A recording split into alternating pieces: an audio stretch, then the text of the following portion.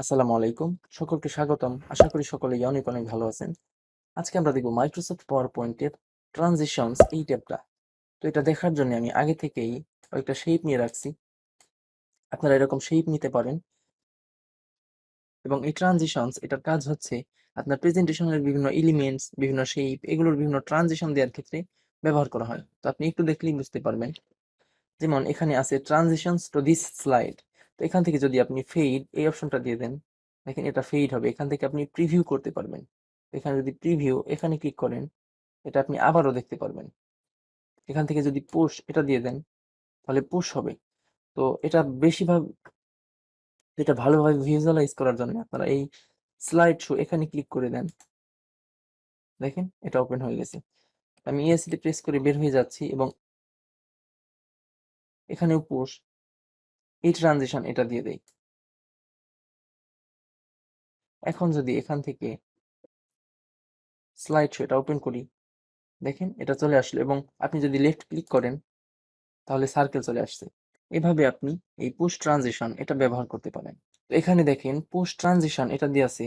আপনি যদি এখান থেকে অ্যাপ্লাই টু অল এখানে ক্লিক করে দেন, তাহলে সবগুলোতেই এই পুশ ট্রানজিশন এটা অ্যাপ্লাই হয়ে যাবে। আমি কন্ট্রোল জেড করে নিই। দেখেন আপনার যেই স্লাইডে ট্রানজিশন গুলো আছে সেখানে একটা করে স্টার আছে।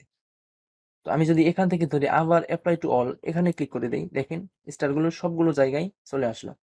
তো এখন যদি আপনি এখান থেকে আবার আপনার স্লাইড শো এটাকে অন করে দেন, দেখেন এখন ক্লিক করেন, সার্কেল পুশ হয়ে আপনার সামনে চলে আসলো।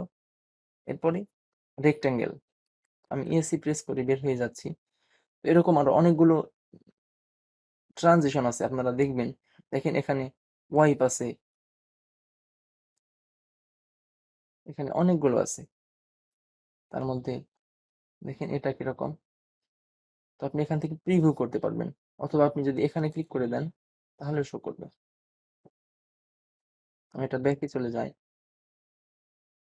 এখন যদি ক্লিক করি, দেখেন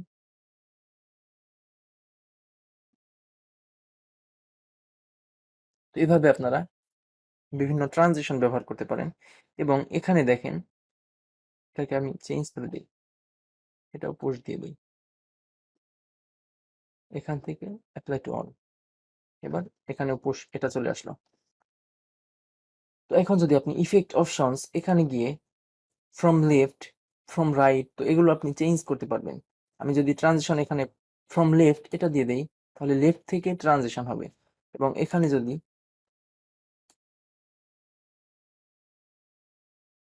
ফ্রম টপ এটা দিয়ে দেই, তাহলে টপ থেকে ট্রানজিশন হবে।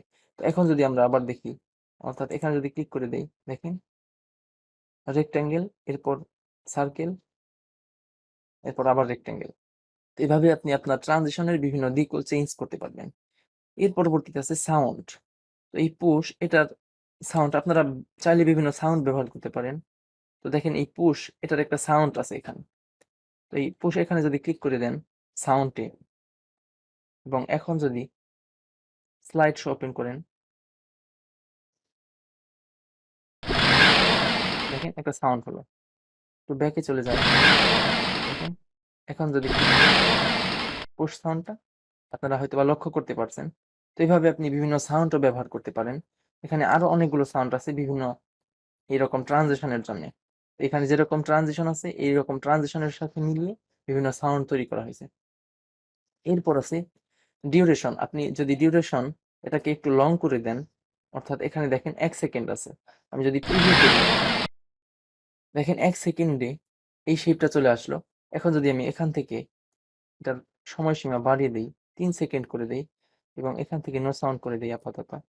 এবার যদি প্রিভিউ করি, দেখেন তো শেপটা এখানে চলে আসার জন্য এর ট্রানজিশন সময়সীমা হয়েছিল 3 সেকেন্ড। তো আপনি এখান থেকে যদি একদম কমিয়ে দেন, অর্থাৎ আমি 25 এটা করে দেই, এবার যদি প্রিভিউ করি, দেখেন খুব দ্রুত চলে আসে। তো এইভাবে আপনি ডিউরেশনও চেঞ্জ করতে পারেন। এর পরবর্তীতে আছে অ্যাডভান্স স্লাইড। তো এখানে অন মাউস ক্লিক এবং আফটার দুইটা অপশন আছে। তো এখানে যদি অন মাউস ক্লিক এবং আফটার দুইটাতেই চেক মার্ক দেওয়া থাকে, তাহলে আপনি দুইভাবে কাজটা করতে পারবেন। অর্থাৎ আমরা যদি এই স্লাইডে চলে যাই এবং এখান থেকে স্লাইড শো ওপেন করি, তাহলে দেখেন আমরা যদি ক্লিক করি তাহলে নেক্সট স্লাইডে চলে যায়। কিন্তু আমরা যদি এখান থেকে এই আফটার এই অপশনটাও এনেবল করে দেই, তাহলে আমরা এতক্ষণ পর অর্থাৎ এই স্লাইড যাওয়ার এখানে যে সময়সীমা দেব ততক্ষণ পর অটোমেটিক স্লাইডটা নেভিগেট হয়ে যাবে।